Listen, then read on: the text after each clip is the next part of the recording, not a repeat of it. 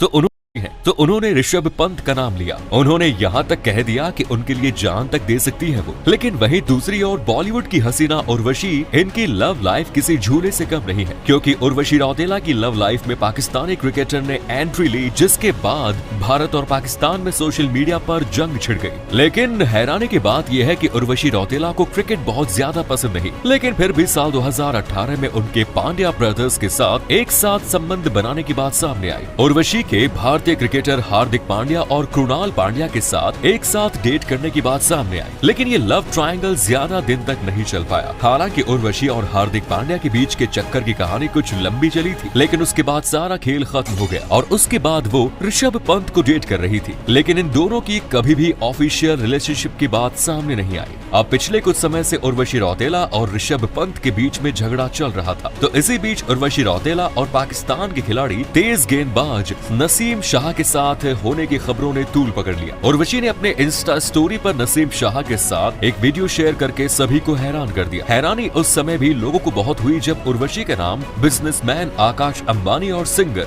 गुरु रंधावा के साथ जुड़ा। उर्वशी के पास लगभग 36 करोड़ रुपयों की संपत्ति है। वो एक महीने में 45 लाख रुपए से ज्यादा की कमाई करती है। इतना ही नहीं, उर्वशी एक गाने में नाचने के लिए 35 से 40 लाख रुपए फीस चार्ज करती है, जबकि एक फिल्म में काम करने के लिए उर्वशी 3 करोड़ रुपए तक की फीस लेती है। इसके अलावा वो विज्ञापन और रियल एस्टेट में भी जमकर पैसा कमाती है और इस कमाए हुए पैसों को पानी की तरह बहाती है। उर्वशी के पास मर्सिडीज कार है जिसकी कीमत लगभग 2 करोड़ है। इसके अलावा उर्वशी के कार कलेक्शन में Range Rover Evoque, Mercedes B200, BMW 5 series 520D और 4 करोड़ रुपए से ज्यादा की कीमत की फरारी 558 स्पाइडर कार भी है। उसके आलीशान घर और एक निजी होम जिम की कीमत 25 करोड़ है। वो अपना पैसा देश विदेश में घूमने पर भी बेहिसाब उड़ाती है। वो अपने पैसे को इस तरह हवा में उड़ाती है कि अगर उसे कोई भी चीज पसंद आ जाए तो वो उसे तुरंत खरीद लेती है, फिर चाहे वो उसके काम की क्यों न हो। लेकिन उर्वशी ने ऐसा काम कर दिया जिसकी वजह से वो पाकिस्तान में जिंदगी भर के लिए बैन हो गई।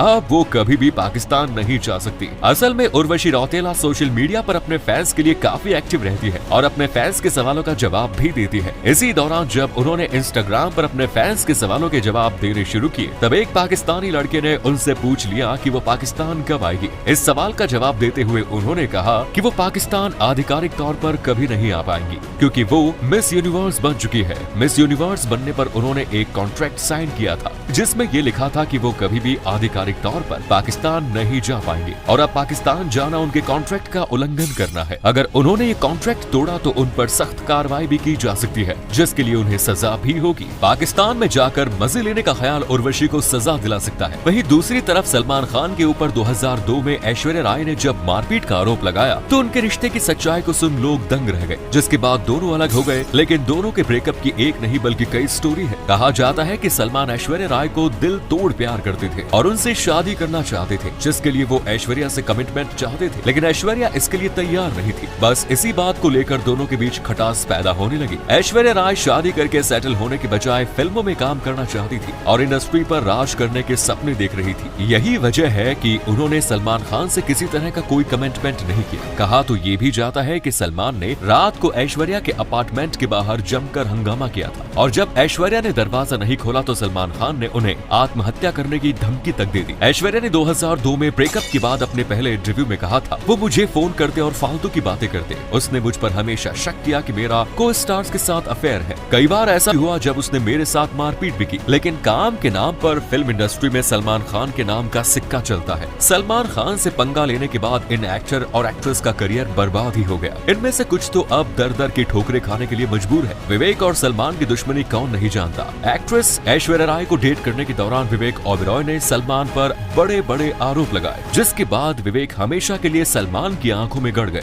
इसके बाद विवेक ओबेरॉय के करियर पर स्टॉप लग गया। कहा जाता है कि सलमान से पंगा लेने के कारण उन्हें काम मिलना बंद हो गया। वो कुछ फिल्मों में नजर तो आए, लेकिन उनका दबदबा इंडस्ट्री में कुछ खास नहीं देखने को मिला। सलमान खान की भाभी मलाइका अरोड़ा के साथ रिलेशनशिप में आने के बाद अर्जुन कपूर का भी हाल कुछ ऐसा ही हुआ। इसके बाद साल 2006 में जॉन और सलमान खान के बीच एक कॉन्सर्ट के दौरान बहस हो गई। बाद में जॉन को फिल्म बाबुल से हटा दिया गया। कई मीडिया रिपोर्ट्स के मुताबिक जॉन को हटवाने के पीछे सलमान का हाथ था। एक वक्त पर सलमान खान कैटरीना कैफ पर भी जान छिड़कते थे। तभी फिल्म अजब प्रेम की गजब कहानी के दौरान एक्ट्रेस की नजदीकियां रणबीर कपूर से बढ़ने लगी और ये बात दबंग खान को कतई पसंद नहीं आई। कई मीडिया रिपोर्ट्स के मुताबिक सलमान ने रणबीर के रास्ते में कई कांटे बिछाए। इन लोगों के अलावा सोनू निगम, महापात्रा, साहिल खान और बिग बॉस में आए जुबैर खान को भी सलमान खान से पंगा लेना काफी महंगा पड़ा। अब जुबैर इंडस्ट्री में काम मांगते फिरते हैं। दबंग 2 के डायरेक्टर अभिनव कश्यप ने सलमान खान पर बुली करने का आरोप लगाया। साथ ही उन्होंने ये भी कहा था कि सलमान खान ने उनके करियर को बर्बाद करने के लिए हर संभव कोशिश की।